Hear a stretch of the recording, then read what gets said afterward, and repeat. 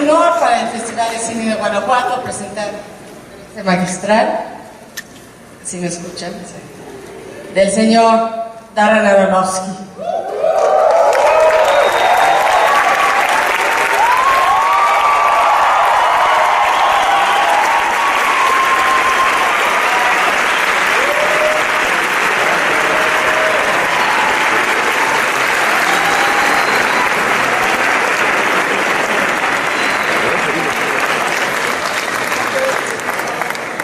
Y nuestro moderador esta tarde es Daniel Kendall.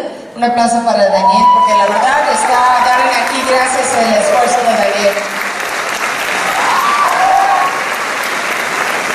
Les recuerdo que esta conferencia está en inglés, hay traducción simultánea. Les invitamos a los que necesiten que pasen aquí al exterior de la puerta para la traducción. Muy bien, pues arrancamos. Welcome. Enjoy. Gracias.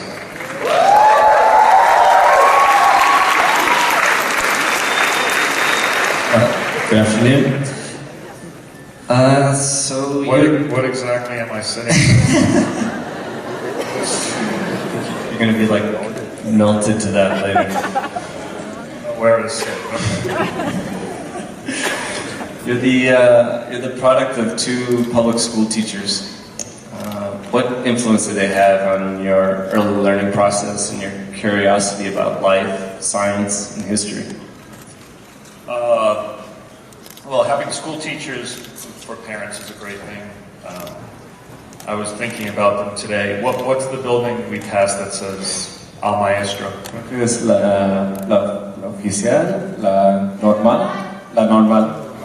Anyway, it was nice to see a statue, and I was thinking about my parents and how important teachers are to us, and I think back over my life and I think about the different influential teachers that I've had. There was 4 or 5 of them in my life that, definitely sent me on the right course, and I think having parents that value education it's a great gift to be born with. And as a teenager, you had an opportunity to study at the School for Field Studies in Kenya and Alaska. And then you studied film and social anthropology at Harvard. How did this combination of different fields shape your worldview and your work?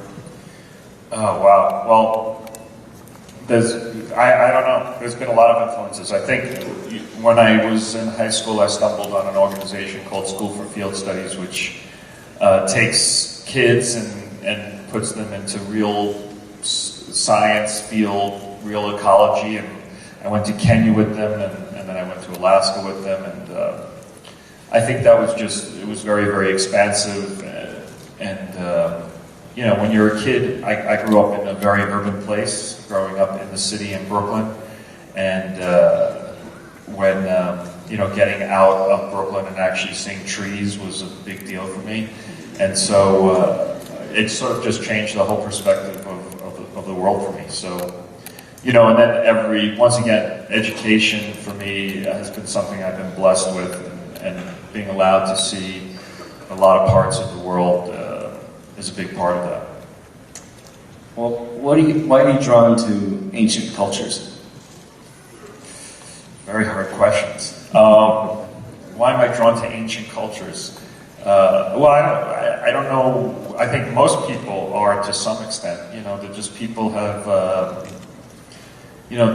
things come before you. And I'll tell you a story that I usually don't ever tell, and it actually has to do with Mexico. When I was talking about it last night. When I was 18, me and a couple of friends bought a car for $1 and 2 cases of beer off of a mechanic friend, and we just started driving. And we suddenly were at the border of Texas and Mexico, and we just said, okay, let's keep driving. And then we sort of drove all the way past Tampico and Veracruz down into the south, and then we passed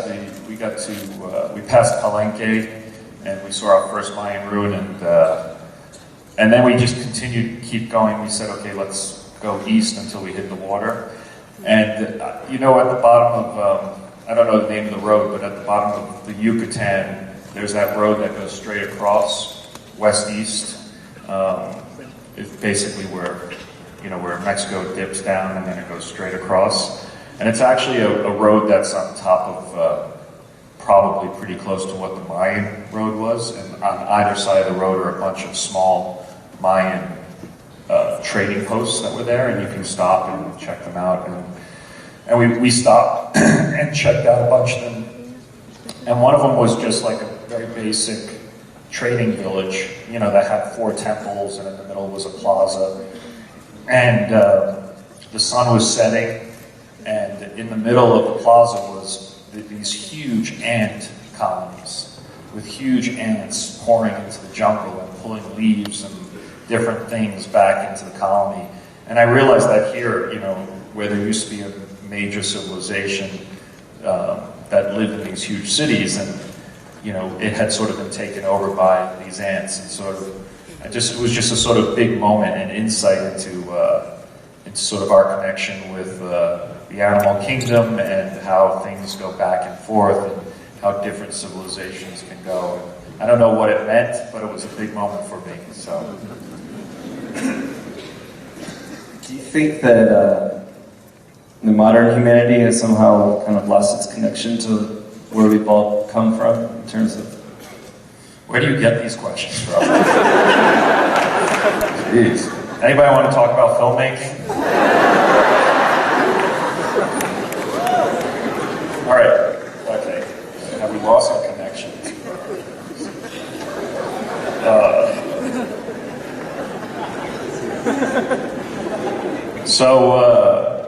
Where are you from? So let's see. Have we lost our connection? I mean, I don't know. It's a very big question. So, and I don't even know how to begin to answer it. But maybe, the fountain was a little bit about how in Western society we've lost connection with old people. And our connection to growing old. So maybe there's something to that, but I don't know. I mean, people are doing all different types of stuff. You're probably right. I mean, most people are probably thinking about Paris Hilton than they are the ancient Greeks, or I guess Paris, no one's really thinking about Paris. It's all Kim Kardashian now. So. But Northwest. But I don't know if Kim Kardashian represents some type of ancient civilization. But maybe there's some type of connection to that. So I don't know. I try. Okay, let's see. Come on. Go.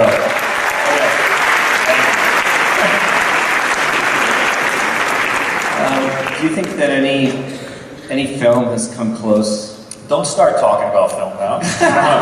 All right. Keep the weird ones coming. He's like, jump forward. Okay, pie. Why was it in black and white?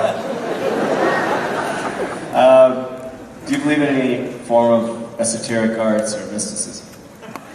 Esoteric art. Do I believe in it? What does that mean? Do I believe it's... Do you believe? Do you practice? Do you indulge? Do you read a lot about it? Okay, esoteric arts. I mean, look, I like to Om in yoga class a lot, I don't know if that makes me a mystic, but I think there's something, there's, definitely on the fringe of, what Western science, calls what's real and what's not. There's always very interesting things, and I like to play around with those ideas, and you can see them in the films where basically we push science right to the edge and sort of try to blend it with some form of spirituality and mysticism, and how they fuse is definitely where a lot of my work sort of plays with. So this was meant as the segue into film, but is there any film that's been made to date that you think even comes close to explaining our reality or our reason for being on this earth? Do you think that anyone's achieved that? Well, I think any good film does that. That's what makes good film, is when you suddenly are connected to the emotion of another human being that you don't know. I mean, I always talk about the magic of filmmaking is that you can be transported into the head of a 6-year-old girl in Iran and go through her journey, or like Amor last year, be with an older couple and completely connect with their journey at 80, trying to come to terms with what they are. I mean, that for me is the magic of film, and why film is such an interesting medium, because it just translates all over the world. If you succeed in making a good film and telling a good story and representing real people, you can connect with people all over the planet. You could also blow up a lot of shit and connect with a lot of people too. So, I'm more interested in sort of when the human spirit is captured on film, and then it really works for people everywhere. How long have you known Ari Handel? Ari is a writer and a producer, and he's collaborated with Darren on nearly all of his projects, as far as I can tell. Well, Ari was a roommate in college, and when I finished college, I asked a different roommate, who's the smartest guy we met in 4 years at Harvard, and he said Ari. So I was like, And then Ari went off and got a PhD in neuroscience, and when he was finishing that up, he was sort of expressing to me how much he kind of was sick of academics and wanted to do something else. And we used to always, for fun, he would sit around with us and talk about ideas, and generally something that would take us weeks and weeks, he would figure out in about 5 minutes. So when he was sort of bored, I offered him the forbidden fruit, and I said, come work here in Hollywood. And so he just joined up, and then me and Ari went on to collaborate on the script for The Fountain, and then we just finished writing Noah together. So, and he's just now hanging out a lot. What are the types of themes that you guys are both interested in? I think me and Ari are very different, and that's a good thing, because I think we've grown closer together, but when we first started writing, we came from very different places. He's a scientist, like full-on scientist, so he's very logical, and I think I bring more of an interest into people, and so the combination works out pretty well. You mentioned The Fountain, which played last night in the Scalinatas in the University of Guanajuato. Have you ever considered doing a film about Hernán Cortés or any of the conquistadors? When I was working on The Fountain, I read all the conquistadors, and I love the story of Cabeza de la Vaca. You know Cabeza de la Vaca? Is he famous here? But there was a Spanish film that was made about him that's excellent. It's really a very good film, and it has a lot of mysticism in it. I think it would be amazing to do a big conquistador film, but it's amazing that when you read what was his name? Bernal Diaz wrote the book, The Conquest of Mexico. The Bernal Diaz book is an amazing read. It's something I think you read down here, but it doesn't really show up on the curriculum in New York City. So when I read it, I just couldn't believe, how the whole conquest went down. It was really fascinating. And so, it would be a dream of a filmmaker to remake Teotihuacan and to try and imagine what that looked like. It would be quite an adventure. Has there been a great conquistador in Mexico? Is there a Hernán Cortés film? Is it good? No. Yeah.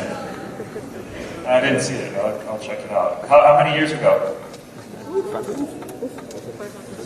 5 centuries. The movie, not when the conquest happened.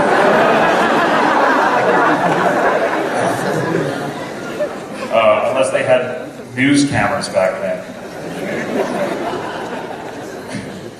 Back to your films, all your characters seem to have these strong obsessions that drive them towards self-destruction. Do you think it's impossible? What are you talking about? But go ahead, assuming that's true. Do you think it's impossible to achieve perfection without destroying yourself?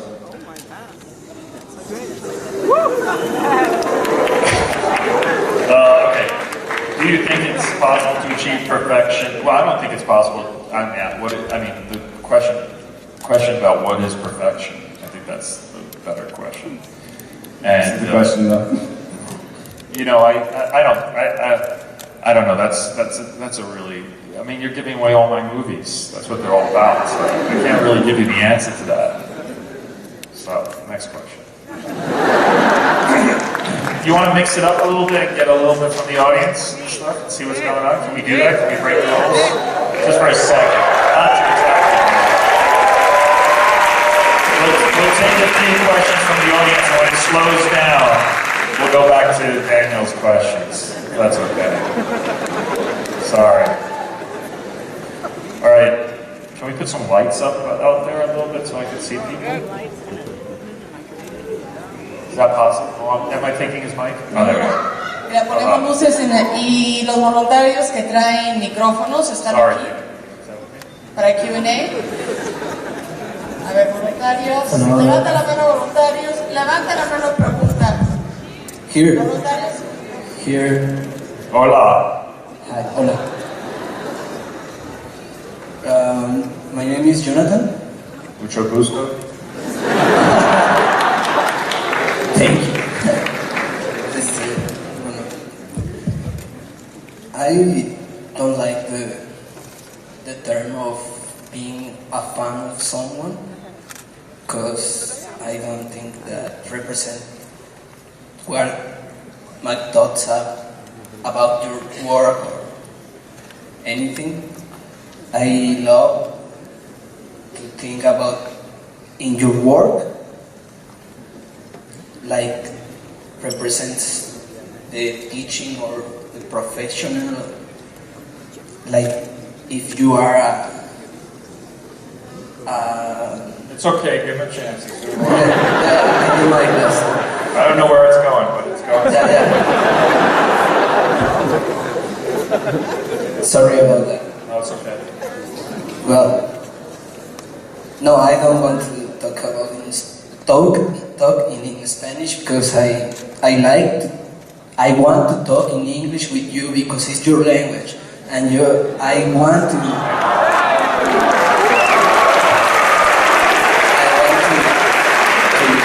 make a dialogue with you, because I think your work represents a dialogue with me, and I think in you like a teacher or a master.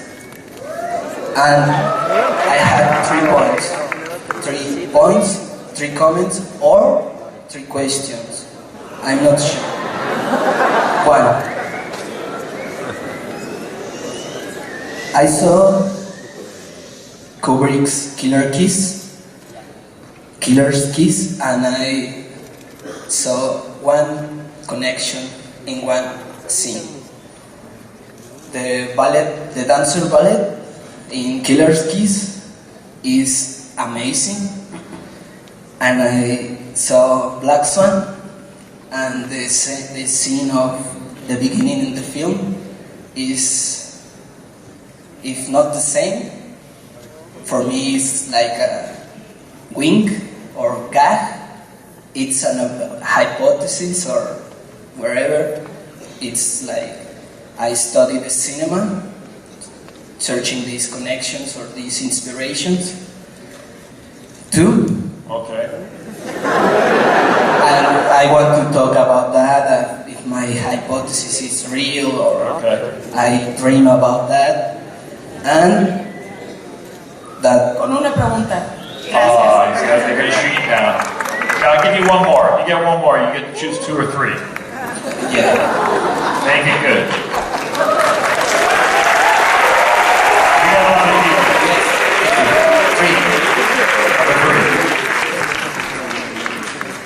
3. I said that I consider you that like a master for me. And I wonder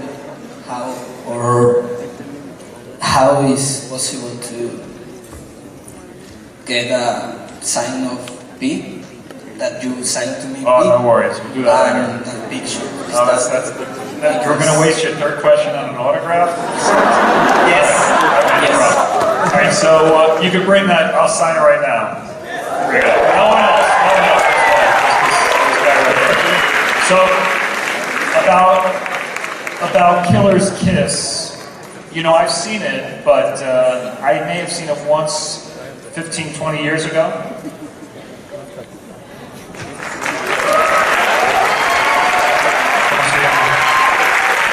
Compañero, agáchate.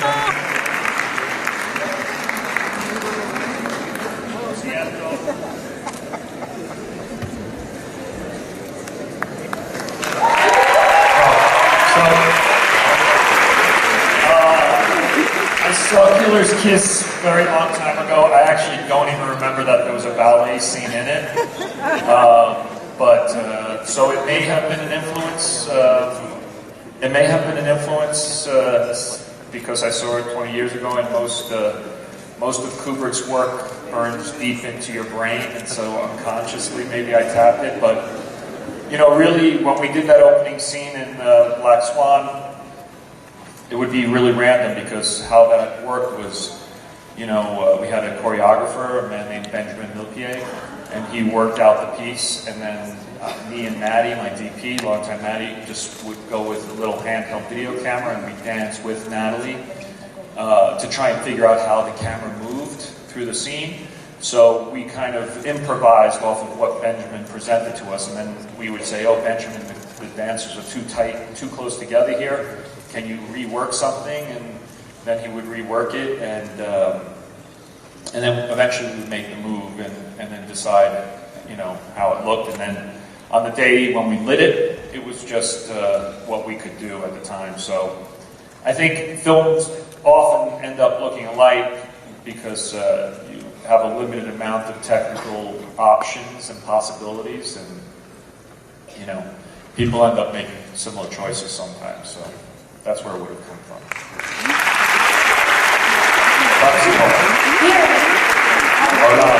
Hi, I'm Susie. In your films, you always represent lives and professions like ballet or writer, and I just want to know how much time do you take to investigate all these professions or these kinds of lives before making this movie? That's a good question. It's very, I mean, that's the best part of the job, is that you get to submerge yourself in lots of different worlds and try to figure it out as well as you can. It's kind of like every film takes about 2-3 years to make, and so you get an education over those 2-3 years of that world.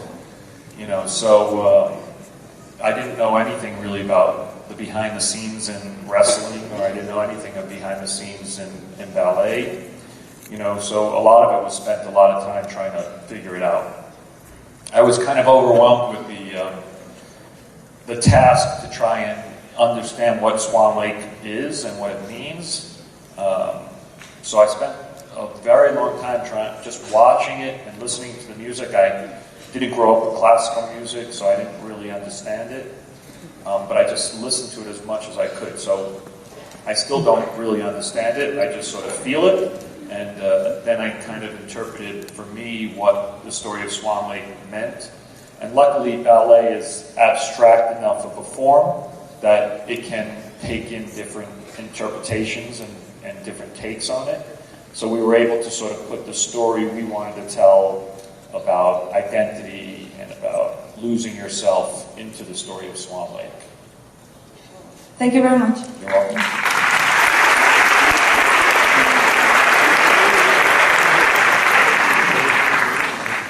En su película El Cisne Negro, en la película El Cisne Negro, usted aborda un clásico de la danza donde se mezclan realidad y ficción. ¿Tuvo usted una influencia de Carmen de Carlos Saura?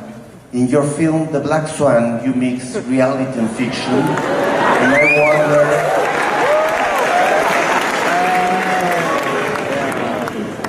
that in a classical about dance, you had any influence in Carmen by Carlos Saura? By Carlos Saura. Oh, he's the one who makes the wonderful dance movies like Tango. Exactly. Yeah. We looked at. I didn't know about his work, but while working on the movie, people told me about his films, and I watched them, and they're beautiful films.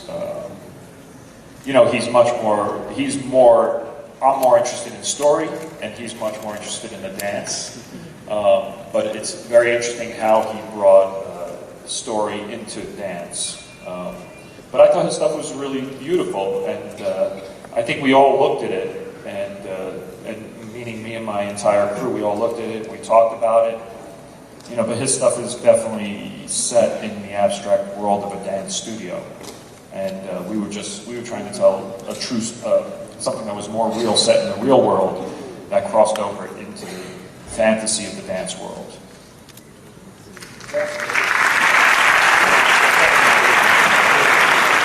Hello, Darren. Here. Okay. Hi, my name is Angel.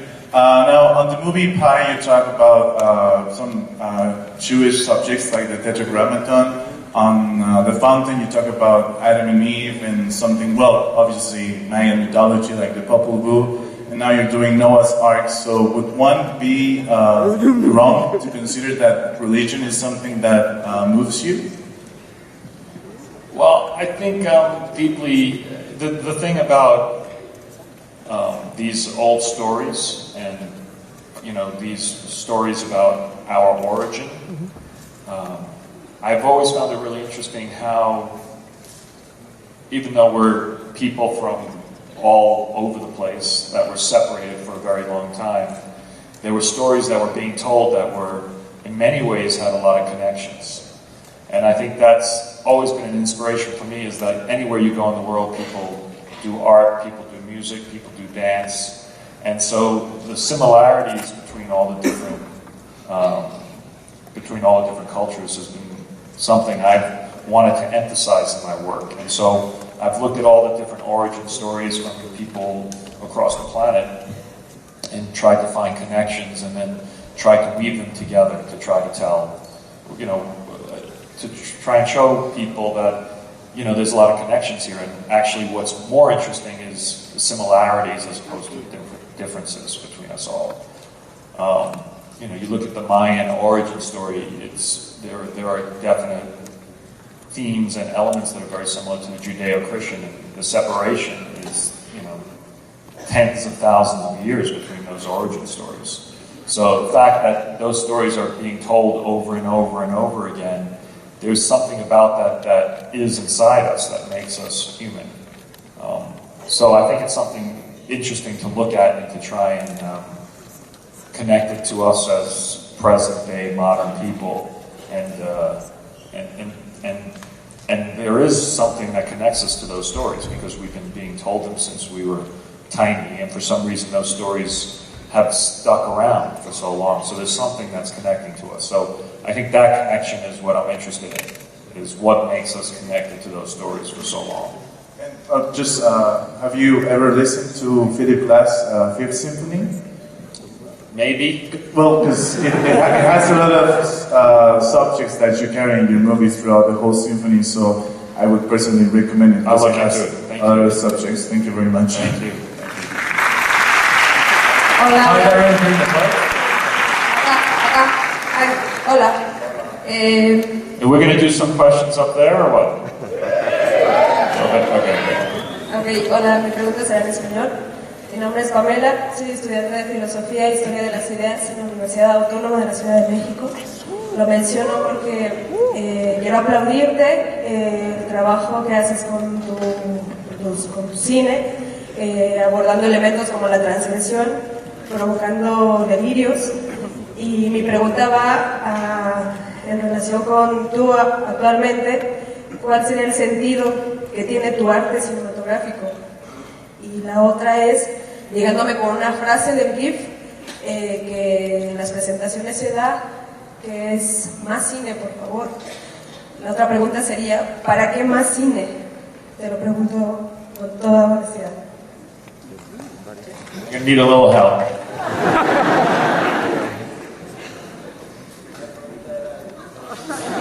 la primera pregunta es, ¿cuál es el sentido del arte cinematográfico de Darren Arofnosky? What is the art of my cinematography? ¿Cuál es el sentido? Y si lo hay también. You have a question, Daniel? We'll go back to Daniel. I'm feeling sorry for it. What is the feeling of my cinematography? I don't know. I mean, look, when I do a movie, I can't tell you what gets me interested in the story. It's usually something about the characters, something about, something about the way it feels that it just keeps me awake and it keeps me thinking about it. For me, all of my films have taken a very, very long development. Black Swan we worked on for over 10 years. The Wrestler was an idea since I was a young kid.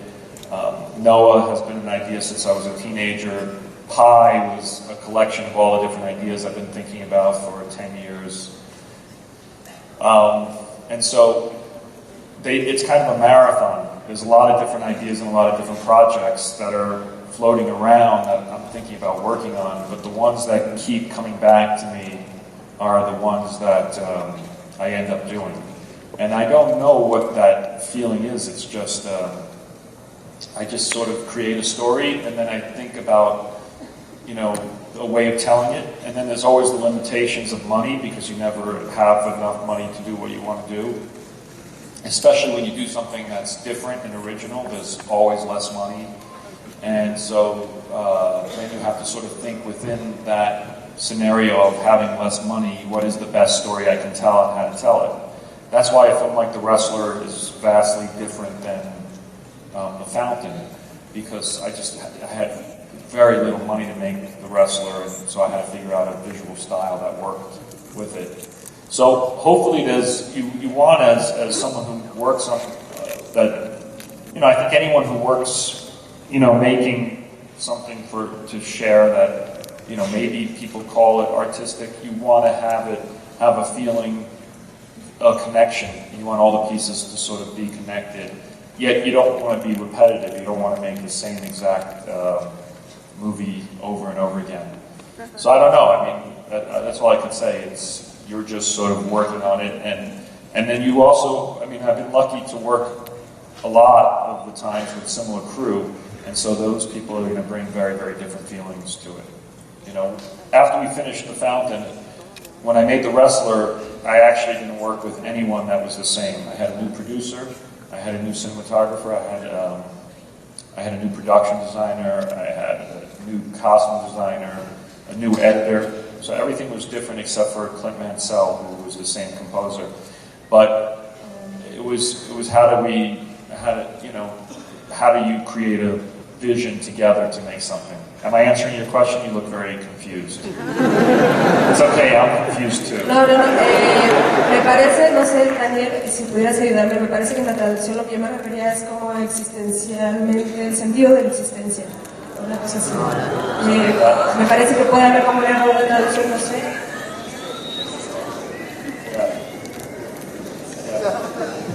Are you guys trading questions here? You came by yourself? So existentially... Sense. Un sentido. Ajá. Existential sense of your film. Existential sense. Existencial. Essence. The essence? La esencia? Sense. What's the essence of your film? Bueno, mira, igual para que pase el que sigue, la siguiente pregunta era esta, ¿no? ¿Para qué más cine? La siguiente pregunta que me ligaba con la frase del GIFF. Okay, so our slogan here is Más cine, por favor. So, why more film? Why more film? Why more film as opposed to what? Less film? What do you mean? Why more? Uno ya toma el cine como una cosa que está dada y en realidad no se detiene como a reflexionar en distintos horizontes. Yo digo que ¿para qué más cine de Darren Arofnosky? Why more film from Darren Aronofsky? You mean why should I keep working?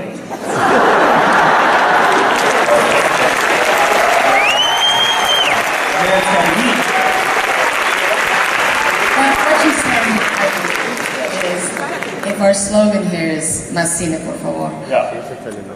In your world, is there a need to make more film? I mean, in your world, do you think that what she just said is it's not that easy to get films made? Yeah. So, Oh, yeah. in your world, you know, look, is it a call to arms? I would love to do something else.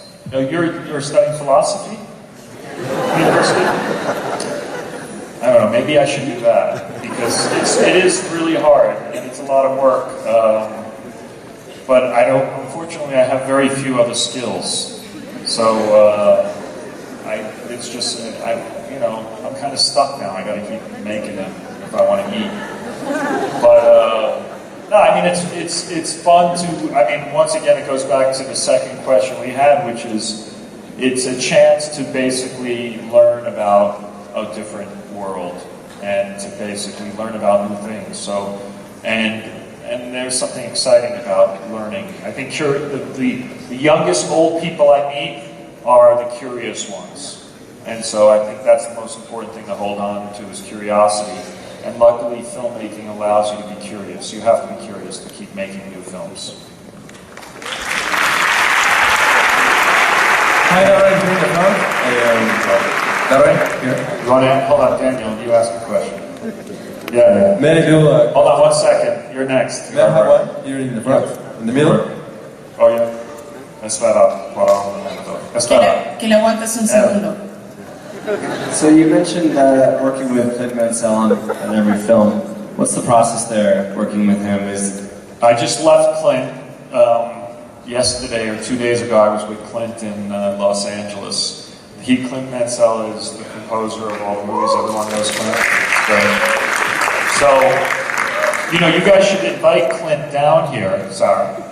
You should invite Clint down here. You can help us. He does these great concerts now where he has like a 10-piece orchestra. He does these great shows. So maybe in the next couple of years he'll come down. It's really good. But working with Clint is, I mean, it's like working with a wife who divorced twice. It's always really hard, but it's very beautiful, the outcome. And that's because it's like he is a perfectionist, and he likes everything to be original and unique. But the problem with that is it takes so much time, but the product is always incredible. And some of the best days of making a movie is when Clint's stuff shows up and you lay it into picture. It's one of the most exciting parts. Since the beginning, it's always been that way. And does he start performing? Does he start composing based upon a script, or sometimes he does based on the script. Usually, he reads the script because we've been working together for so long. He'll read the script and then he'll sketch out a few ideas. And actually, some of those original ideas actually end up being in the final film. So that initial instinct is often a good thing. And do you read music, or does he have to perform it for you, or give you a... Oh no, he sends it with some instrumentation. It's all done all with synthesized music, so you have to use your imagination about how it's going to expand into a full orchestra. And then Clint always does that a little bit differently than other people, so there's always a lot of reinvention. So we go to the audience. Danny, the translator, is asking you to please put on your earpiece. Thank you. No, Danny. No, have Danny listen so he can translate it to you. I thought he speaks Spanish. No? Well, so did I. Obviously not. Too many parties. Y regresamos a la pregunta aquí en el centro. Danos un segundo que lo conecten a Dani. Okay, may I ask? Well, Darren, first of all, I want to thank you. I studied to be a film director one day, and I want to tell you that Black Swan was my first homework picture I saw in the theater to analyze that, and I'm so glad I'm seeing you here. I have two questions to Izzy. I want to know which is Darren Arofnosky's obsession, the one that gives you nightmares, And I want to know if your whole filmography was going to be deleted from the world's history, which one would you save and why? Thank you. Well, I think all movies will be erased eventually. It's just a matter of time until we're all gone. But I don't know which one would I save. I don't know. It's a very hard question because there's so many different things. People talk about their films as children, and there is some truth to that. I do like my child more than I like my films. But I think, for a long time it was The Fountain. That was the one I put most, we worked the hardest on and spent the most spirit on. But then I realized there's something great about not working so hard sometimes, and there's sometimes good things come out of being a little bit more relaxed. And that was a big lesson for me when I worked on The Wrestler. Just because I couldn't work that hard on The Wrestler because, Mickey showed up to set 3-4 hours late every day, so. But it was, so I don't know which one I would save. And there was a first part of that question, but somehow I forgot what it was. So, I know what it was, so I just want to move on. So next question. Siguiente pregunta. Hello. Hello. My name is Alejandro. Well, actually, I was looking at Pi, and there was a part in the movie where a person, an old man, was in the train like crazy and singing. And then I went to Black Swan, and Nina came into the train, and there was the same guy, old man, crazy, looking at her. Why does the same person in different movies in the same place appears now? Why? So that you could ask that question. So you don't even know why? I just, Stanley Herman, who plays that character, is an actor I ran into when I was in film school. He came in and he was a guy from Brooklyn, 30, 40 years, maybe 50, 60 years ahead of me. And I just liked his personality. And so I wrote him a part called The Pervert in my student film. And so I've sort of used him as the pervert. And he's also the guy who screams ass to ass in Requiem for a Dream. So he's just a funny guy, and it's always fun to have him around, so I always write him something. But actually, that scene in Pi, he sang a song for I Only Have Eyes for You, which is an old standard. And it actually saved me that moment because there was a company interested in buying Pi before we went to Sundance when we were desperate and hungry, and they were offering us a terrible deal. And the only problem was that song, we found out after we recorded it, it wasn't in the public domain. After 75 years, the copyright's gone and it becomes public domain and you can sing it. But it was like 4 or 5 years away from being free. And they wanted $25,000 for us to use it, which was more than the budget of the movie. And so the person who was trying to buy it from us didn't want me to use it. They wanted me to replace it. And I was like, absolutely not. I love it. And so we didn't replace it. And we said, basically, F you to those people. And we went to Sundance and ended up making a much better deal. So there you go. Family saving. Thank you.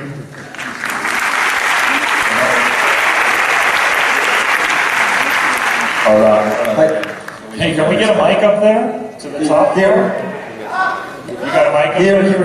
I know, I see, but maybe there's one up there. So those people can ask me, please. Voy a hablar en español. Tengo 2 preguntas. Okay, hold on. Bien. 2. Una, he sabido que has rechazado varios proyectos un poco más comerciales porque tu cine no es tan comercial o convencional. ¿Por qué lo has hecho? Una. Y la otra tengo tus 3 actores favoritos. That's a good question. Well, look, I've always had an interest to make big films that are entertaining, you know, because I grew up in the, you know, I started really becoming aware of films in the early 80s when the blockbuster began, so Steven Spielberg's and George Lucas's movies were a big influence on me, and I've always wanted to have an audience like that. That's always been a dream to make, you know, tell big stories that everyone relates to, because I think when you tell stories, you want people to like them. But ultimately, you tell stories that you feel deep in your heart, you know. So I've tried to tell some of these bigger stories, but when I've had the opportunity to really tell something that's in my heart, because of how difficult filmmaking is, I've gone with the stuff that's more passionate to me, and that's worked out really successfully for me, luckily. You know, and hopefully the new film Noah will combine those two, because it's a big idea with big movie stars, and the story, I think, is very universal. So I hope people will connect with it in a big way. And then, what was my three favorite actors? Is that it? That I've worked with or I haven't worked with? Either. Well, it's definitely going to be people I've worked with, because I don't know people I haven't worked with. You know? And I can't start picking three out of all of them, because someone's going to get pissed. But, you know, for me, every actor I've had a great time with. You know, I've been really lucky working with, you know, incredible actors. Come on? Vincent Cassel, yeah, he's great. He's a good friend, and he's a great guy, he's very relaxed. I mean, I can tell you about the different actors and stuff, but they're all beautiful in different ways. So, you know, they gotta be political. Voy a pedir a los voluntarios que tomen uno de los micrófonos y sube por favor al balcón. Al terminar esa pregunta, este micrófono se sube al balcón, por favor. Hi, over here. ¿Dónde? Here. Where? Oh, okay. Yeah, hi. My question is about your technique, because I've experienced a deeper appreciation of your film since I started practicing the contemporary dance technique, which is based on ballet dance moves. And I am kind of obsessed with this scene when Natalie is spinning around on one leg, and it looks blurry as her head turns. So how do you get your technique to look really from the eye of a dancer? Well, I think that just comes from what I've always been doing in my film work. Is I'm very interested in subjective filmmaking, which is putting the audience in the character's head. So I've used a lot of POV, which is point of view, which is basically what the person is seeing. And then sometimes I manipulate that and to sort of show what the mental state of the person is.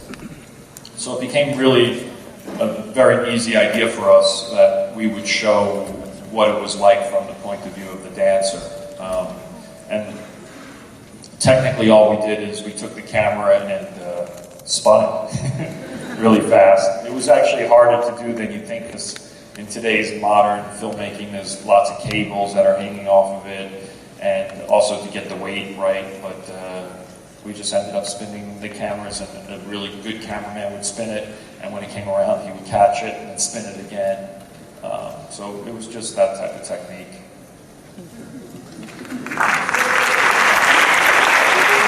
Hello. Over here. Here. Hola. Hola.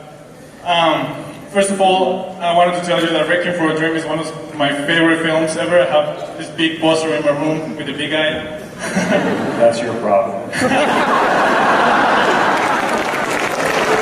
I just love it. Really. I want to tell you that. And, well, my question is, according to you, what are the things in the world of filmmaking that have changed when you started making movies to now? And what is your advice to young filmmakers to do? Or what, you know, that's a good question. Well, it's funny, we make this joke all the time. We talk about it because when we made Pi, you know, we didn't have cell phones. How many people in the room don't remember a world without cell phones? Is the question. We literally didn't have cell phones, so you know, you would tell people, hey, you got to meet somewhere, and then you would actually meet there. You would actually be there, and if you were late, you were fucking late. You couldn't call and say, I'm running late. You were late, and it sucked. So they were like, I don't think people really meet anymore. They just sort of call up and go, oh, where are you? And they go, oh, I'm over there, and you see each other. So, but that was strange. We didn't even have we just maybe had walkie-talkies, and they worked maybe 25, 30 feet, so that was it. So that was weird. It's been a radical change. Requiem for a Dream has, well, let's talk about Pi first. Pi, there was no digital effects. So the title sequence, when the Pi comes up, that was done on a cheap, I think it was a Macintosh actually, and we actually filmed it off the screen of the Macintosh. And that's how it became it, and it was just some guy who liked to program with his computer. But we talked about at the time, we wanted to go out and we had the whole idea of marketing it by believing there was like that Max Cohen, the main character, was a real person. So we went into these weird math Usenet groups, which were early internet, and we started putting in like fake postings about this guy, Max Cohen, to try and start this marketing campaign, which has happened now in so many other films. They try to, what is real and what is not, But we were trying to play with that before we had the tools to do that. And Requiem for a Dream, amazingly, has no digital effects either. Now in today's world, it's pretty amazing. If you are shooting a scene between me and Daniel, and as the director, you're not happy with the way he's responding to my comments, maybe that smile he just did was a little too early, because he's a little too clever and he's supposed to be a really dumb character, so you want him to smile later. What you can do is, you can split the screen in half now, and you can slow him down, and then I can make the joke and he can smile later, and you could actually change your perception of him as a character. We do that nonstop now, where basically, I'm not happy with one part of a performance, and I can, on Black Swan there must be 70, 80 times we kind of adjusted the performances by just doing that simple split. But you can do incredible things now. If an actor shows up with a pimple, it's not an issue anymore. It's gone forever. But so all the tools you have in Photoshop are now fully available in filmmaking. So it's completely changed. It's also the cost of making movies now is more expensive, and we talk about this. It's more expensive, so you have less time, but you have many more tools to fix things. So it used to be if you filmed something and the boom was in the shot, the mic is in the shot. There's nothing you can do about it. The mic is in the shot.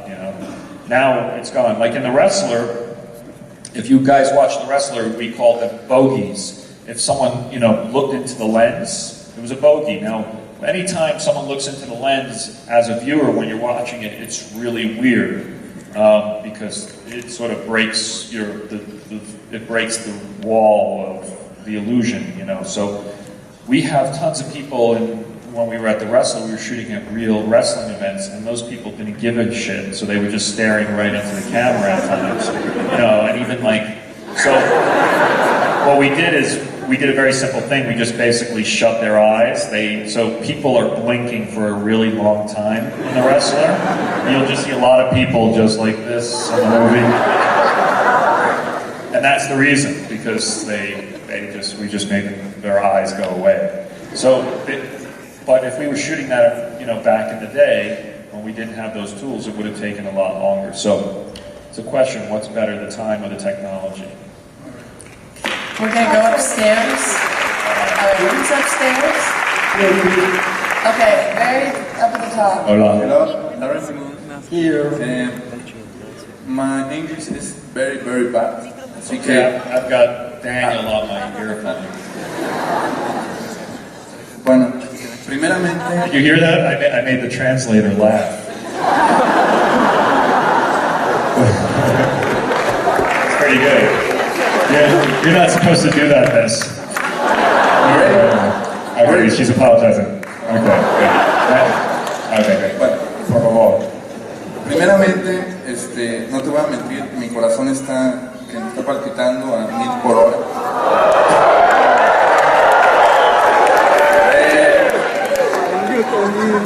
Vengo desde el DF en varios rides porque realmente eres una inspiración. Yo me empecé a dedicar a esto, a hacer mis cortometrajes, mis mediometrajes por ti. Realmente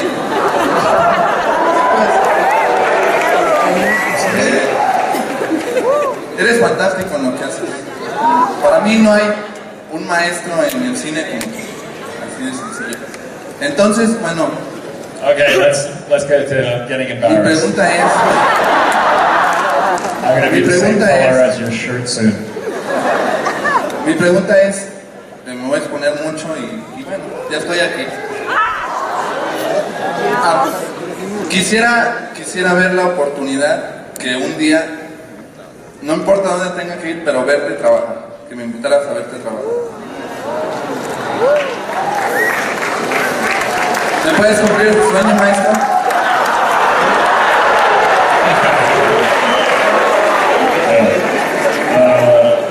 Well, I can't give you my contact information right now because I'm going to get a lot of fucking emails if I do that. Talk to Daniel afterwards, and he'll give you an email. He'll meet you right over here after the show, okay? All right, later. Hi, Darren. Here, over here. I have a good one. Where is he? Down the right. Everyone point at the person who's talking. Oh, no. It's a question about a topic about the fountain. We know human being is finite or ephemeral, so do you think we could find eternity when we die? And if you believe life is only a transition to other kind of existence, which is your favorite movie?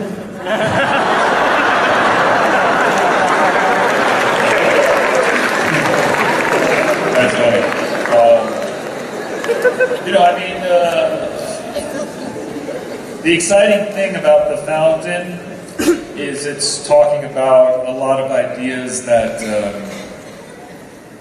are, they're in some ways very, very basic to who we are as people. But what's going on over there? You okay? You drowning in the crowd of people? All right? Are you waving for a reason? No? Okay. Talking about eternity, right?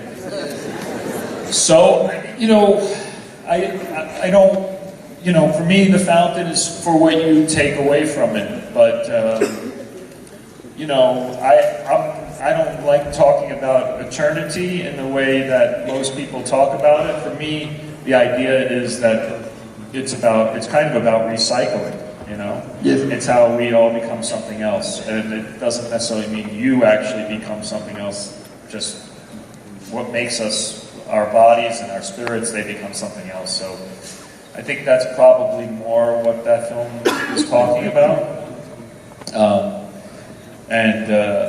You know, so it's a pretty heavy idea, but it's also a very easy idea. So, yes. You know, you don't have to read too much into it. You just sort of have to watch what's going on, and hopefully it comes through in the images. That's what we're trying to do. And which is your favorite movie? My favorite movie? Santos versus the Mummies.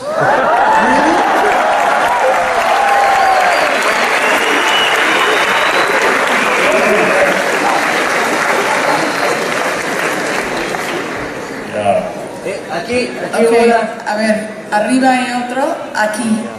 There's a girl up at the top, in Hola. the front row. Hi, I love you.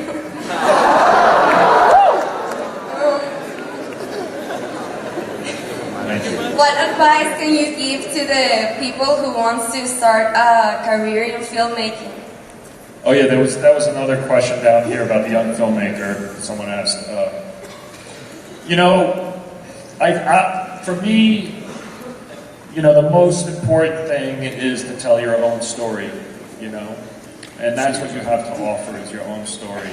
And I think what I learned is that no matter how strange or how different your story is or how small your story is, that if there's something truthful in it, and there's something that is that touches your heart, then it's worth telling. If you want to go tell some bank robbery movie, or some serial killer movie, or some superhero movie, you know, that's great, but that's a very different thing than what I think you should be doing as a first-time filmmaker. I think as a first-time filmmaker, that's the best thing you can offer is something that's very personal. To look around the world and find people that are interesting characters, and they're hopefully interesting because of something that you can relate to, not just because they're bizarre, but because there's something that makes you feel them. And then to explain that to other people, that's what you're looking for. So if it's your mom or your dad, or it's a friend, or it's that person, the neighbor down the street, someone that's doing something that is connected and that is human, that's what we all should share in our first films.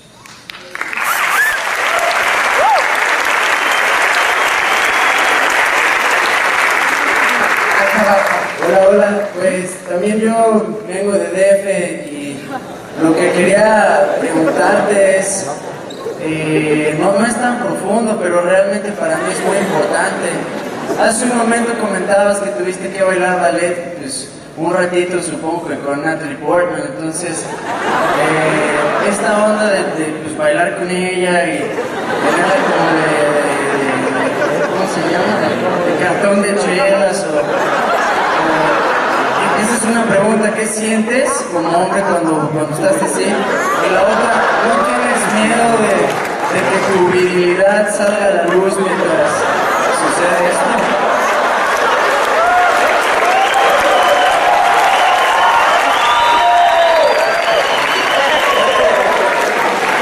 Vamos a tener que revisar las preguntas. Oh, wow. You know, it's very important when you work with someone that you have a professional relationship. You know, so, you know, Natalie was, for me, a fellow professional.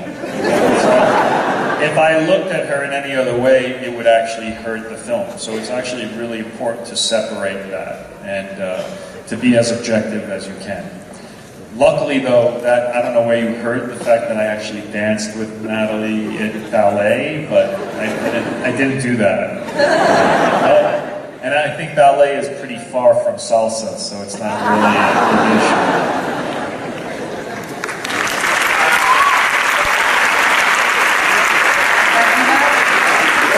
Hi. Hi, Darren. Hi. Over here. A ver, espérate, vamos arriba primero. Arriba y luego abajo. Y luego voy a pedir los del micrófono de este lado que cruza acá este lado, porque tenemos limitados los micrófonos. Después de esta, carga el micrófono de este lado. ¿Quién está arriba? Levanta la mano. Hi, Darren. Okay. As a director movie, you're always busy about so many things that happens while the crew are recording. So my question is, what is the process or the workflow you have to follow with the audio crew to assemble the intention you want to express in the movie? Because I think in Black Swan, the audio and the OST were so important. Can you tell us something about the audio or the soundtrack in your movies? How do you rank all those things that we hear? Talking about the music? Yeah. And also how the crew knows what's going on? Yeah. Well, that's filmmaking. So it's a big thing. But basically, you know, you want to get everyone together as much as possible, and you want everyone communicating, and you want everyone having the same vision for the movie. So there's many conversations where all the department heads, the cinematographer head, Maddie Lateef, the production designer, the composer, the costume designer, the makeup department, and you spend as much time as possible together really talking through the ideas behind the movie. And I think it's important as the director is you talk about what the entire movie is about. Hopefully, you know, the movie comes down to some thematic elements, like what is it all about? And then you can go through every scene and talk about what every scene is about. And then if you're working with artists and department heads that can interpret that through their own medium, then they start bringing you things that make sense. So they'll bring you something and they'll hopefully usually be very, very close to what you're sort of approximating. They somehow, so for instance, a costume designer understands that this scene is about Natalie being terrified, and she somehow figures out to reflect that in the clothing. And then the same thing happens in the makeup. And so I really work with department heads that really understand filmmaking, that are filmmakers, that really think about story and think about character, and then hopefully can give me gifts and ideas to add to telling the story, you know. And then when it comes down to the score, it's, I mean, Black Swan was a very unique situation because we had Tchaikovsky's Swan Lake, but we wanted to turn it into a horror score. So we were able to look at the actual progression of Swan Lake and then to choose pieces in order that kind of went into the different places in the film. So I would listen to Tchaikovsky over and over and I go, oh, this is a good music for this. But then Clint would sort of, you know, mess with it a little bit and make it more horrific and then and try to make it more of a horror film. And then eventually we had a big orchestra play it and record it, and it came to life. Daniel, it's your turn. How do you go about choosing your projects? Are most of the films that you've made, have they been your initiative or your team's initiative? Unfortunately, they've always been my initiative. And I say why that's unfortunate just because I think I just have a hard time connecting with it unless it's got some type of root energy connected to me. So there's always something about the material that connects to something that I've been thinking about for a long time. So Requiem for a Dream, the author Hubert Selby Jr. was someone I looked up to for a long time and I read as a very young adult. It's very strange young adult literature, but I read it as a young guy. And then Black Swan, my sister was a ballerina, so I was connected to it. Wrestling, I watched wrestling when I was a teenager. So everything sort of connected to something. So that's where all those ideas came from. Well, hi, we're here. Okay. My name is Loida. Call me Lois if you want it. Okay. I have only two questions. The first, what do you think about the Mexican talent? And the second, well, I'm writer. I like writer books and I will study cinematography. But I want to know if in one future would you like or would you can work with one of the new talent Mexican, and special if you in one future can you see my work and tell me if I can do something with my things? What do you do? You write? Yeah. It's very hard for me to read stuff. No, but I want to do cinematography. You want to be a cinematographer? Yes. So you take pictures? Yes, and I do cortometrajes. Oh, great. Perfect. It's okay. What was the first part of the question? How do you feel about Mexican talent, Mexican cinematographers? Not cinematographers, filmmakers. Well, I'm lucky. When I was in Mexico researching the fountain. We had been down in Guatemala and Honduras, and we went down to Chiapas and to Palenque, and then I came to Mexico City. And I said, I'm not going to leave Mexico until I finish this draft. So I stayed at a hotel in Mexico and just was writing. This is, I guess, back in 2002 or 2003. And somehow I got a call from Alfonso Cuarón, and he was like, oh, I hear I'd never met him before, but I loved The Little Princess. It was one of my favorite films at the time.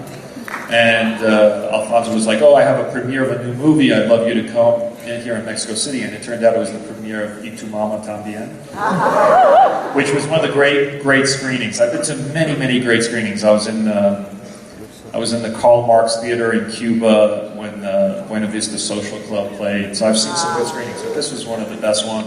It was like, I don't know what theater, but it was 3,000, 4,000 Mexicans in Mexico City, and when Gael and Diego made out, it was quite a scene. I mean, people went crazy, you know, because it was the first time they had seen that moment, and it was like, it was out of control. It was great. So I became friends with Alfonso, and he's one of my favorite filmmakers. I think he's a tremendous talent. And through him, I got to meet Inarritu and Del Toro, and they're just incredible. I mean, the talent that's coming out of Mexico is, you know, it's unbelievable. I mean, I think, you know, there's just, you know, we see it in the world cinema scene, all the different films from, I haven't seen Heli yet. That's played here, right? I think I'm looking forward to that. So there's a lot of exciting things. I think tonally I'm similar to a lot of the Mexican work. I think there's, you know, you were talking about it. Everyone here likes The Cure, and I love The Cure as well. Is that true? Everyone likes The Cure here? He just told me that. So yeah, there's a lot of great talent, and I would just say, you know, just keep taking pictures, and now you can do such amazing stuff. It's so easy to get your hands on something that you can make cinema quality images. You know, there's so many different great cameras to work with. So just keep working. Buena suerte. Thank you. Hola. ¿Cómo estás? So you were saying that you make movies that relate to people, correct? So maybe. So how do you develop the concept or the idea with gender in your work? Can you repeat? Sure. How do you develop the idea or the concept of gender in your work, in your stories? How do I get the concept of gender? Yes. Or how do I deal with gender in my work? Is that what you mean? Yes, like how you like issues and topics about gender in general. Well, I grew up in a household with a really strong mother and a big older sister who used to beat the heck out of me all the time. So, you know, I think I think I try to tell balanced stories as much as I can and try to be truthful. It was interesting because Black Swan, you know, took a lot of critique from mostly male writers that it had fucked up gender politics, and then female writers actually were very connected to it. So I think when you deal with, you know, when we were dealing with ballet in the ballet world, there's a lot of complicated issues there, how women are presented and how women present themselves in that world, and we just tried to be open and as truthful to what we found. And I think Natalie was able to bring a lot of her understanding to it, and I think you just try to be truthful and honest to what you're observing, and sometimes, you know, I think Hubert Selby Jr., who wrote Requiem for a Dream, said it's called a cliche for a reason, because it's called a cliche because it's often true, is what he said. So sometimes when you do things that people think are cliche, there is certain truth to it. So I think as long as you're not bending things and consciously trying to make things tell a certain story that isn't truthful, that's when you get into trouble. But if you actually witness it and remain open to it, I think it's okay. Does that answer your question, what you were asking, or not really? Kind of, I guess. Okay. Well, thank you so much. No problem. Hi there, Darren. Here, over here. Sorry, I've been chasing the mic over. You know, first of all, I want to say I have nothing to do with filmmaking, other than I really like watching films. And so we're probably back to the weird questions at the beginning. You know, ever since I saw Pi, there was a, you know, a bit. It was about the science background of the issue. The guy can predict, you know, like the stock market to, you know, 7 decimal points or whatever. But if you ever talk to, I don't know, your friend Ari, that actually is impossible because of chaos theory, complex physics, whatever. So I'm not complaining about accuracy, it's just that it detracts from suspension of disbelief. So how would you have handled that differently so that for some of us with a science background that would have worked? There are a lot of people that spend a lot of money and a lot of time looking for patterns in the stock market. There's a lot of people that are successful with it. They use all different types of algorithms and math formulas. Now, we pushed it a little further because we started to talk about that you can find the name of God in a bunch of data collection, and that's where you sort of go into the fantasy element. So, there'll always be a few people that aren't going to believe certain things, and if that stopped you from enjoying the movie, I'm sorry. I can offer you $5. But otherwise, just maybe next time, sit back and enjoy and go with it. No, it's all right. I enjoyed it. It's just good. I was thinking, always, how would you have done it differently?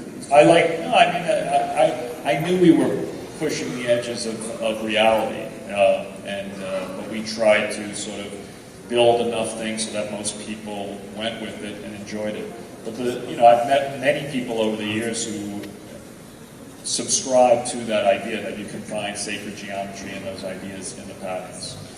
And so do I fully believe it? I think we gave both arguments because you have the old guy Saul in that movie talking about how you can find patterns everywhere. So we tried to sort of fight the argument in both ways, but there are definitely people that find patterns all over the place. Well, I guess that's what you were talking about at the beginning, that you said that you went just beyond what was scientifically plausible. You buy that Superman Can Fly this summer? Or was that people... I bought it, but you see? Yeah. You bought that guy came from another planet and flew, but I didn't... But I don't buy that and look exactly like... Yeah, sorry. Yeah, but it's because he's been around since 1938. Okay, so give me a little time. Very cultural. Thank you. And last question. This is as a fellow anthropologist. Yeah. The Wrestler it's the movie that looks. Your movie, one of your movies that looks the most like an ethnography. It's more realistic, gritty, naturalistic.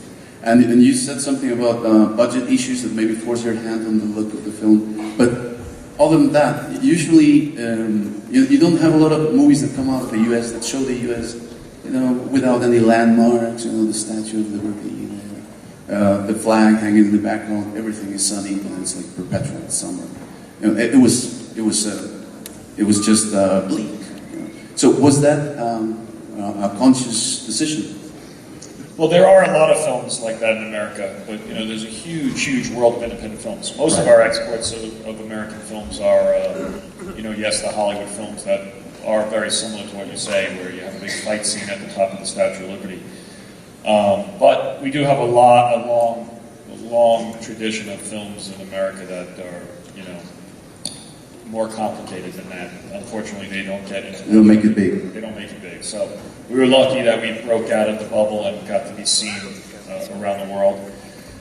But that was the film. I do come from, and I did study anthropology, and I did watch a lot of ethnography and ethnographic films, and so I like cinema verite. I was very interested in that filmmaking style, and so I really wanted to bring that style to the film. And while we were making the movie, we said this is more than just making a film about a wrestler. It's really making a film about Mickey Rourke playing a wrestler in the movie. So he really became the subject. And there's scenes in that movie where he's actually sleeping, and we just turned on the camera because he passed out in the middle of the day, and that's him in the movie sleeping. And then as he's waking up, I'm like, Mickey, don't look in the lens, just make believe you're the ram and grab your hearing aid. And he did it. So it was that type of, it was a very enjoyable process. Yeah, thank you. Thanks. Perdón, ¿quién es el voluntario encargado de este micrófono? No, espérense. ¿Quién es el voluntario encargado del micrófono? Ya el público lo tiene. Ok. Checa, hay varias manos levantadas aquí. Es la última pregunta de arriba y lo vas a bajar el micrófono porque ellos llegaron temprano y ustedes no. We're bringing the microphone from them because these guys got here early, like hours early, and these guys were late. I thought you were just with the poor people. No, they're not. They're just late. You're just the lazy people. Right. We're bringing that microphone You came all the way from Mexico City. Forget it. You're not getting my email. And he was late. Where were you 4 hours ago? He's right. So we got one more question from above, and vamos a bajar ese micrófono de arriba a abajo cuando termina esa pregunta. She's up. I sort of feel a little bit like James Lipton in Inside the Actors Studio here. So for that, I have a question for you. I have, thanks to Google, the 10 questions that James Lipton asked at the end of every show. You can't do that to me. Or I can ask you a question about film and the process. Just ask me your own question. Okay, so my question for you is, you're a very creative person with a lot of opportunities to pick many different films. But as you know, like creative ideas, well, they're cheap. What counts is execution. And so my question for you is, how do you arrive at the process to pick an actual film that you decide you want to dedicate so much resource and time to? Because I'm a creative person and often I get distracted from one project to another. So what keeps you focused? I think it's just the idea. We talked about it a little bit earlier, but it's definitely something about an idea sticks in my head and keeps me going till through the 2, 3, 4 years that you need to make. I talked a little bit about it, so I don't want to repeat. Maybe you came late to the show. But anyway, so really it's something in the material, something in the characters, something in an idea of a shot keeps you going and makes you want to do it and go through all the pain it takes to bring a film to life. Down here. Hola, aquí. Aquí. Hi. We have 2 questions. First of all... Where are you? Stand up? Oh, there you go. You're standing up. Sorry. Hi. That wasn't on purpose. I couldn't actually see. So, your education as a filmmaker couldn't be enough. What other knowledge have helped you in your work? What have... Yeah, that's it. I think everything, I mean, it's life, you just try. I keep going back to this thing, but when you're working with actors and you're working with people and you're actually about to shoot something, you look at it and then you sit there and you think if it feels real, if it feels as truthful as it possibly can, if all the details are taken care of, if there's anything distracting that's going to distract the audience, you just look at it and just try to be open and truthful to the moment. That's really the job. And then if it's not, you just figure out a way to fix it without offending anyone that's, responsible for something. Hi Darren, and what happens if you don't have like a big budget to make a film? Like, how do you make a plan B? Like with the wrestler or with the fountain that you didn't have enough money to make it, but you made great films. Thank you. So I mean, it's always you never have enough money, and if you have enough money, it's actually probably a curse, because I think not having enough money makes you think about what is the most economical way to do this. So you try to create a style either visually or through design, or through who you hire to try and figure out something that can fit within the box. Basically, money puts you inside of the box. But then you want to get in the box and you want to keep pushing as hard as you can against the edges and keep testing them as much as you can, because the goal is to get as much as you can up on the screen. So that's it. I mean, when we went from an $80 million budget on The Fountain to 35, which still seems like a ridiculous amount of money, it was a really hard job because we had to make it for less than half the money. So I had to rethink what we could accomplish for that film. You work with microscope thing, right? Yeah, all that stuff. Well, that wasn't really, that may not have saved us money. That was, she's talking about how we did all the digital effects in The Fountain. We shot them through a microscope. They're all like chemical reactions. And that actually might have been somewhat more expensive because it was actually filming it, but it definitely gave a more unique look to the film and made it something that you've never seen before. And that was really important to me through the whole process to hold on to. The same thing with the black and white of Pi. It would have been a lot cheaper to shoot that film in color because very few labs in America were processing black and white film at that time, and so it actually cost more money to process that film than it did color. But I knew that I wouldn't have to worry about the colors of the set and the colors of the wardrobe, and makeup would be more forgiving, so I would save money that way. And it would also immediately put a sort of style on everything. So that was why we chose the black and white there. Everything, you just have to make every choice a purpose and be realistic with what you have and not try to go beyond. Because if you just try to go beyond without being responsible, it'll end up not being that good. Thank you, Darren. Big thank. Should we come back to Danny?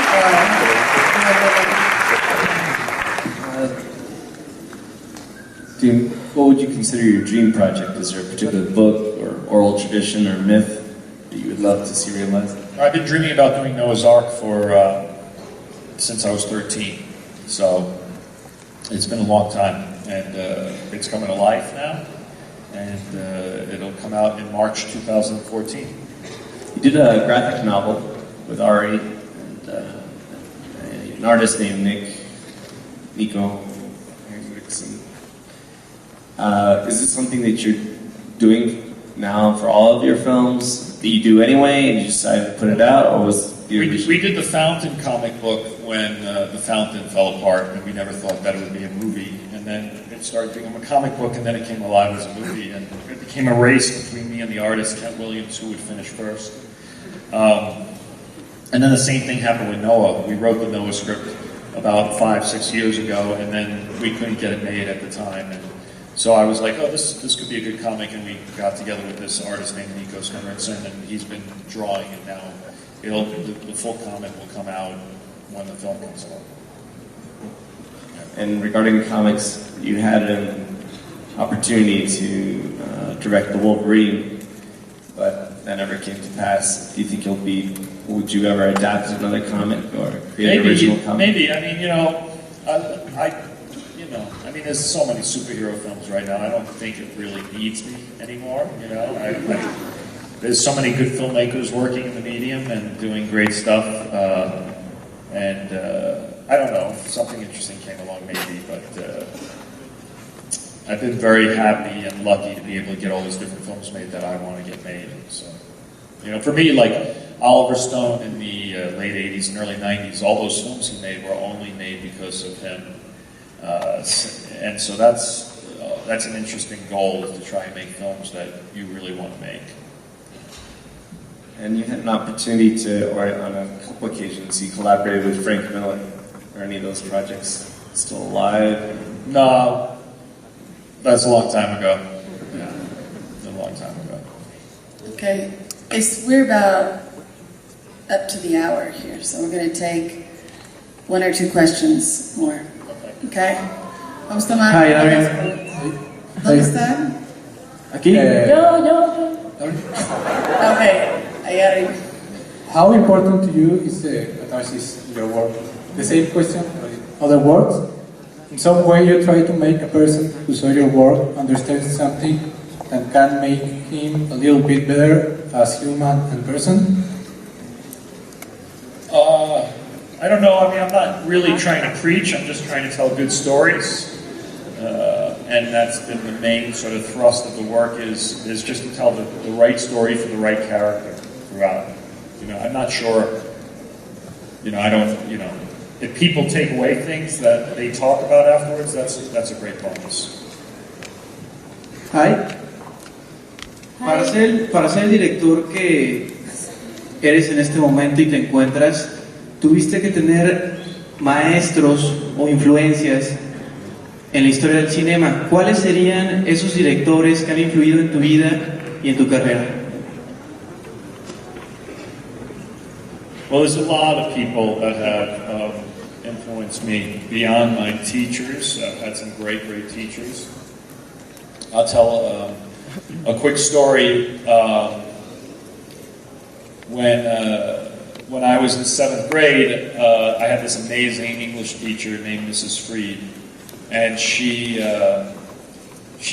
we came into class and she said, "Okay, everyone take out a piece of paper and write something about peace." And I ended up writing a poem about Noah and the story of Noah. And it turned out it was a contest for the UN. And a few weeks later, a fat envelope came back to the class, and Mrs. Freed said, "It's a fat envelope, open it." And it turned out I had won this contest, and a few weeks later I was reading the poem at the UN. And it kind of gave me this, belief that I never thought of myself as a writer, but I had sort of written something that people were responding to, so I started thinking about that. And Mrs. Freed told me when I write my first book to dedicate it to her. So then when we were working on the comic book for Noah, I decided to dedicate it to Mrs. Freed because she asked me to do that. And then I was like, you know what, maybe I'll try and track her down and see what's going on with her. So I called up my mom, who was also a public school teacher. I said, "Do you have any way of getting in touch with Mrs. Freed, my 7th grade teacher?" And she said, "Oh, it was a different district, but I'll make some phone calls." And then pretty soon I got her phone number and her email. She was retired in Florida. So I got in touch with her and I sent her an email telling her that I had written this book, and she was a teacher now. She did not remember me at all. But she did remember the girl who I was competitive with, this girl Robin, who was this little red-headed girl who sat next to me, who was a bit smarter than me. And she's like, "I remember Robin," but she didn't remember me. But anyway. But then I reached out to her, and she was all excited when she found out I had done Black Swan, and that one of her students was reaching out to her. And we started talking, and I went down to Florida, and we had a meal, and she was still a very eccentric lady. She would wear all pink, and she used to drive a pink Mustang, and she was still driving a pink Mustang. It was pretty cool. And so then when we started to make the movie, I was like, "Mrs. Freed, you should come by the set." And she came up to New York and she visited, and she drove up in her pink Mustang, and all the Teamsters were like, "Oh, Mrs. Freed, parked the car there." And we kind of gave her the star treatment. And then we were doing a scene where I needed a wicked old witchy character to be in the movie. And I was like, "Oh, Mrs. Freed, you want to be in the movie?" So we stuck her in makeup and we took out one of her eyes, and she gets to act with Russell Crowe. And so it was kind of funny how it all kind of came around. And now she actually goes and she does storytelling stories, where she goes in front of audiences and she tells this story about reconnecting with her old student and stuff. And, the kind of thing that she talks about is how important it is as a teacher to be recognized by your students. So I would encourage everyone here to kind of reach out to that teacher that had an influence on them as kids and make a contact, because those people are really the heroes in our world that don't really get enough recognition, I find. So for me, I would say that's for me is those different teachers that push me along. Thank you. Vamos a parar ahí con ese... No, a ver, le agarra el micrófono. Vamos a parar ahí. Vamos a... No problem. All right, one last question. That was a good way to go out. That was an excellent ending. It better be a good question. It better be good. I hope it's good. I'm studying drama, and I felt really identified here. Keep waving. I'm like... Oh, yeah. Okay, I'm studying drama. I felt really identified with the character of Black Swan, with this power that is dark and is coming out. And I never thought that you could do it through ballet, because it's very tough and it's not like a contemporary dance or like more passionate. So how do you come out with this idea of doing it through ballet? It's a simple story. It was my sister was a dancer, and I grew up. She was a big ballet dancer, and I grew up without understanding anything about it. And so I was like, there must be an interesting world there, and I just started researching it. And then when I looked at the Swan Lake story, I saw this great idea of the double, which which is, I was always interested in Dostoevsky's The Double. And so connecting those two stories was an exciting way to go. And just getting that darkness coming out of light, which is a terrible way to finish this thing. But I want to thank everybody for coming here. It's really flattering and touching. I wish you all good luck.